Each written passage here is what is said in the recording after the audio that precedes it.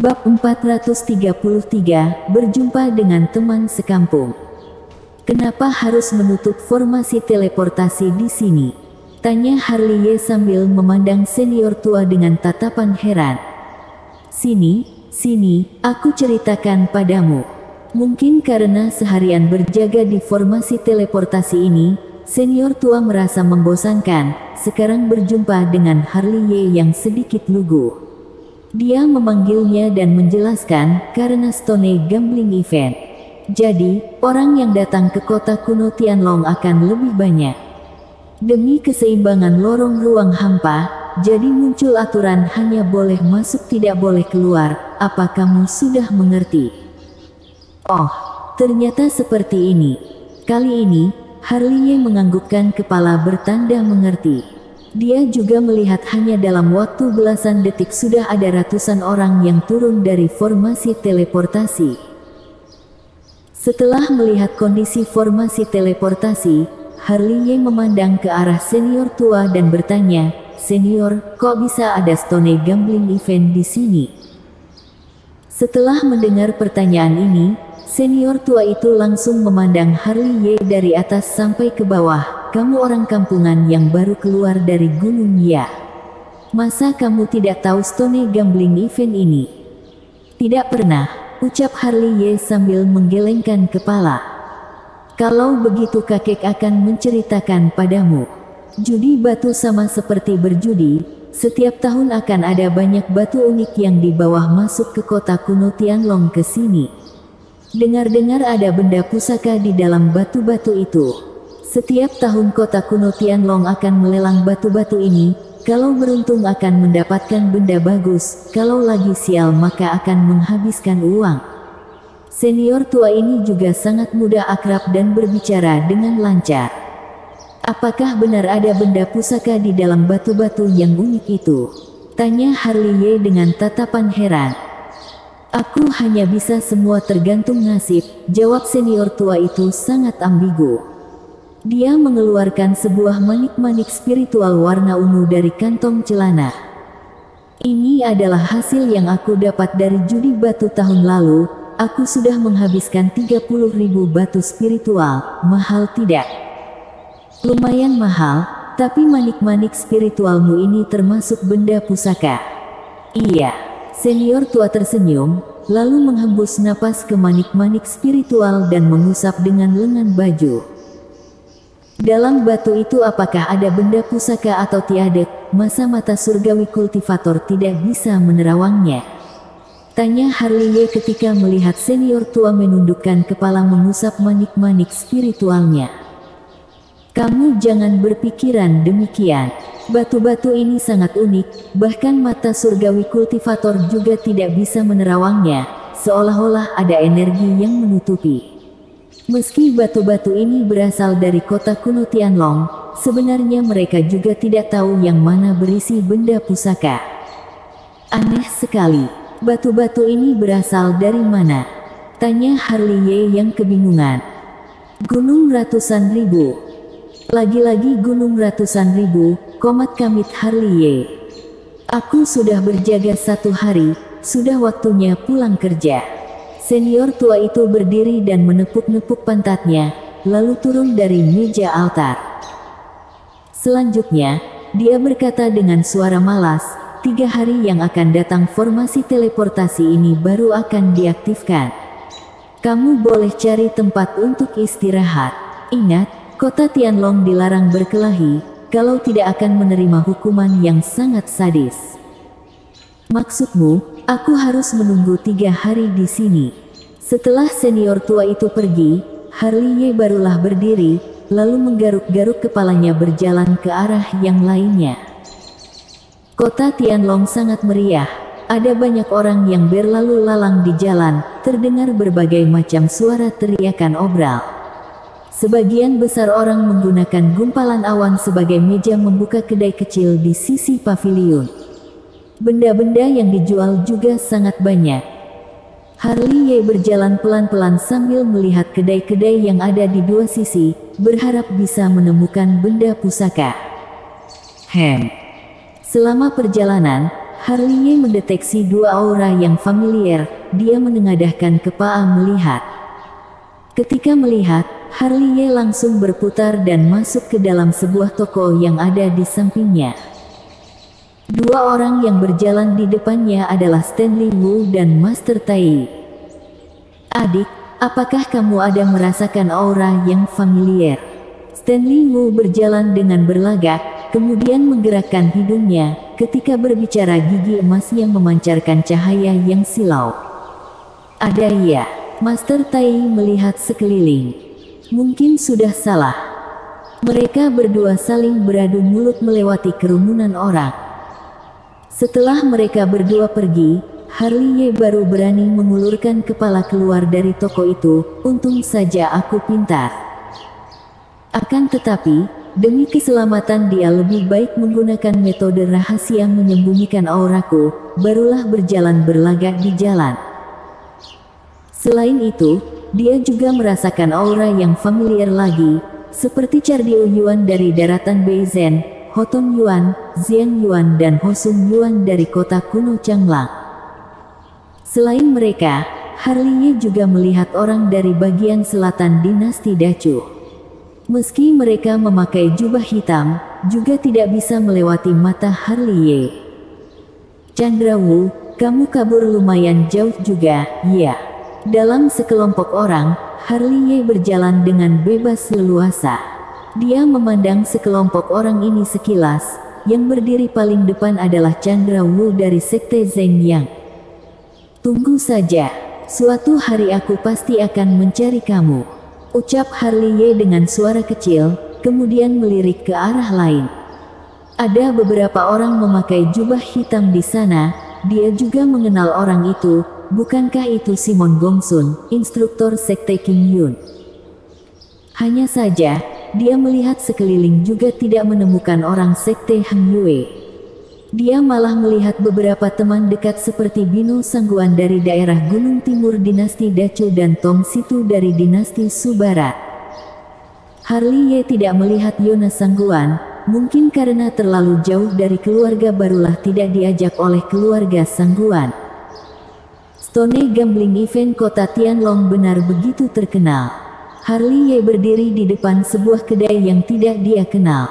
Beberapa saat kemudian, dia melihat tetua dari berbagai pihak kuat bagian selatan dinasti Dacu. Selain itu, dia juga melihat master dari Istana Haus Darah dan kultivator alam Kong Ming tingkat 8. Mungkin akan ada benda pusaka dalam Stone Gambling Event ini. Apakah mata keabadianku bisa melihat keajaiban dari batu-batu unik ini? Komat kamit Harley. Saudara kecil, apakah ada benda yang kamu mau di sini? Aku akan memberikan harga terbaik untukmu. Pemilik kedai melihat Harley berdiri lama di depan kedainya langsung tersenyum memandangnya. Harley langsung sadar kembali karena suara pemilik toko. Dia pun tertawa kemudian memandang benda-benda yang ada di kedainya.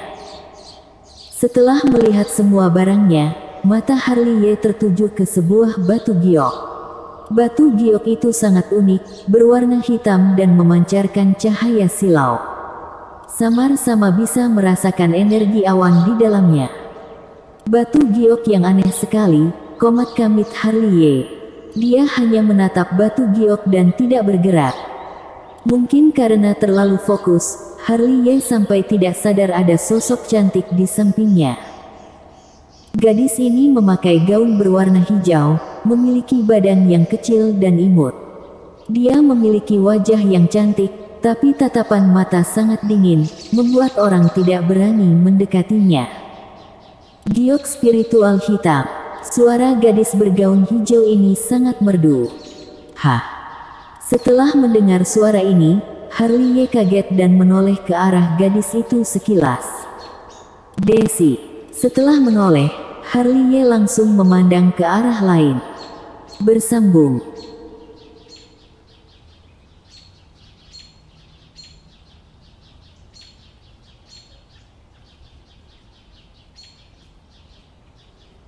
Bab 434. Naga kuno mistik yang tidak normal. Wah, teman sekampung. Harley Ye memandang ke arah lain, tidak lagi memandang badan Desi. Tapi, dia tidak melihat, bukan menandakan Desi tidak melihatnya. Meski Harley Ye hanya lihat sekilas, Desi juga sudah merasakan keanehan ini, muncul aura familiar dan takut di hatinya. Mereka berdua berdiri di depan kedai, Harley Ye melihat giok spiritual hitam, Desi melihat dirinya dan pemilik kedai melihat Desi. Siapa dia? Kenapa aku merasa familiar? Desi masih tercengang melihat Harley Ye. Dia muncul niat ingin membuka topeng hantu di wajah Harley Ye, agar bisa melihat wajah aslinya. Teman seiman, akhirnya, karena sudah merasa penasaran, Desi mulai berbicara. Dia berharap dari suara bisa mendengar suara Harley Ye. Aku mau giok spiritual hitam itu. Harley Ye berpura-pura tidak mendengarkannya, lalu suaranya sudah diubah menggunakan metode rahasia, terdengar seperti suara kakek tua. Meski Harley Ye ingin mengungkapkan statusnya sekarang, dia masih belum berpikir bagaimana menjelaskannya. Baginya, sekarang masih belum waktu yang tepat. Usai berkata, dia mengeluarkan tas penyimpanan dan memasukkan giok spiritual hitam ke dalam tas penyimpanan, lalu berbalik badan pergi. Dia berjalan melewati lautan manusia, membuat Desi merasa sebuah punggung belakang yang familiar.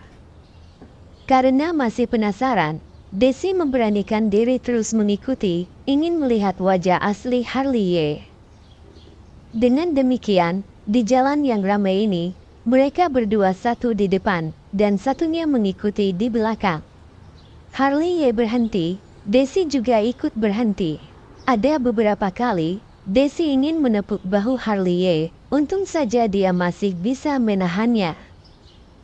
Meski dia berambut putih, meski dia memakai topeng, meski suaranya terdengar seperti kakek tua, aku pasti pernah berjumpa dengannya.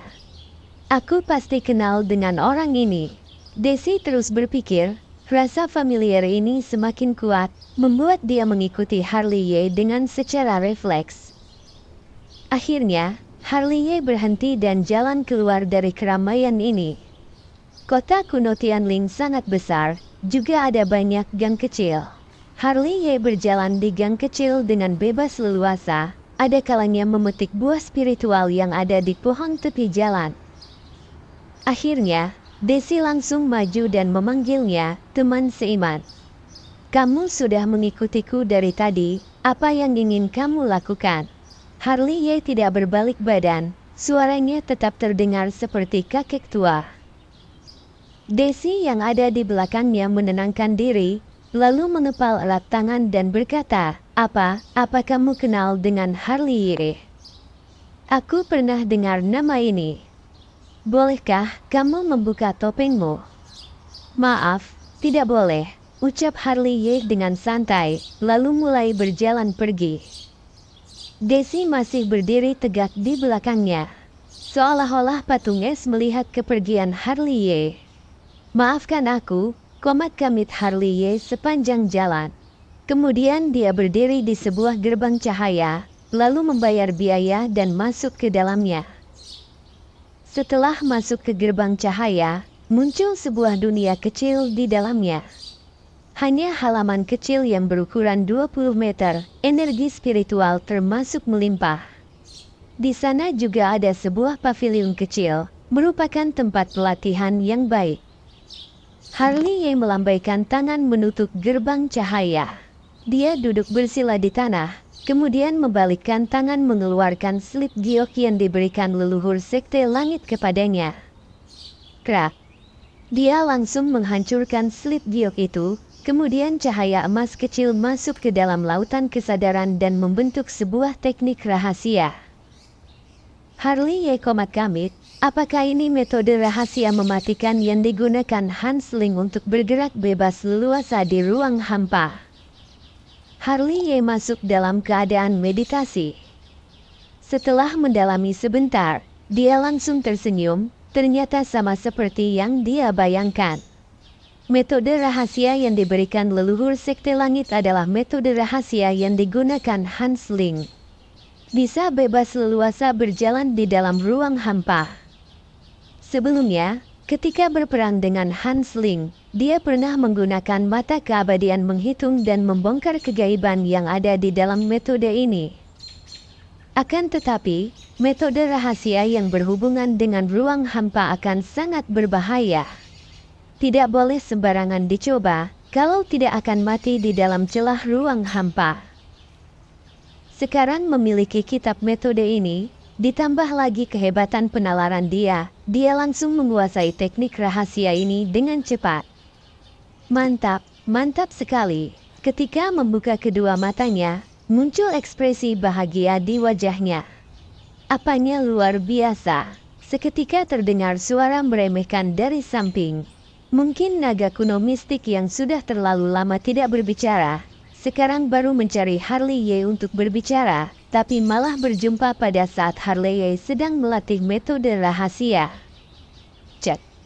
Mendengar suara remeh dari naga kuno mistik, Harley Ye membalas dengan suara tidak senang. Jangan-jangan kamu ingin mengajariku metode rahasia ruang hampa yang lebih hebat dan ajaib. Metode rahasiaku memerlukan fisik yang kuat, tanpa fisik yang kuat, akan langsung mati ketika melatihnya, ujar naga kuno mistik sambil memandang 9 tubuh bayangan Harley Ye. Kamu jangan menipuku. Aku tidak menipumu. Aku tanya padamu, apakah mau ada merasakan perasaan yang aneh? Bukan tubuhmu, melainkan langit bumi dinasti Dacu, tanya naga kuno mistik. Perasaan yang aneh? Perasaan apa? Harley Ye keheranan dan tidak mengerti sama sekali. Masa, apa hanya aku sendiri yang merasakan? Naga kuno mistik juga menjadi sok misterius. Apa yang sebenarnya ingin kamu katakan? Aku juga tidak berani memastikan. Hanya sebuah firasat, dinasti Dacu akan mengalami perubahan. Aku bisa merasakan nadi dinasti Dacu sedang bergetar dan memancarkan aura aneh. Energi ini bisa membuat orang bahagia, juga membuat orang merasa ketakutan. Kamu sudah gila, ya. Aku sama sekali tidak mengerti perkataanmu ini, ujar Harley Ye yang tidak senang, kemudian masuk ke dalam ruang hampa metode rahasia.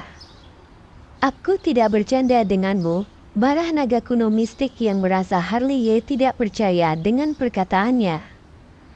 Mau ada perubahan ya tidak apa-apa. Perlukah kamu sampai kaget seperti ini?